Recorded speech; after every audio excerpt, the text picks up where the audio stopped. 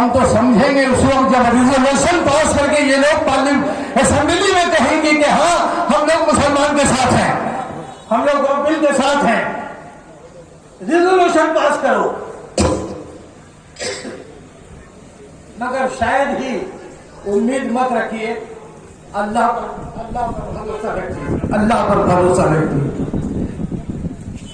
अल्लाह जब साथ होता है ना तो दुनिया की कोई ताकत कुछ नहीं कर सकती। नमरूद गया, शद्दाद गया, ये पढ़ते हैं तारीख और भूल जाते हैं। हम लोग तारीख को याद रखते हैं कि तारीख ही आपको सबक देगी और तारीख ही आपको बताएगी कि आप कितना बहादुर हैं और आप कितने भूसिल हैं, तारीख बता देगी। तारीख करबला पढ़िए, आप समझ में आएगा। उलमा को सामने आना पड़ेगा, बहुत नाजुक वक्त है। आप देखिए, दो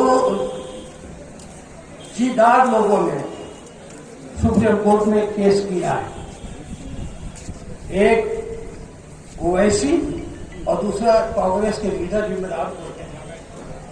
इमरान मसूद, दोनों ने सुप्रीम कोर्ट में केस किया है।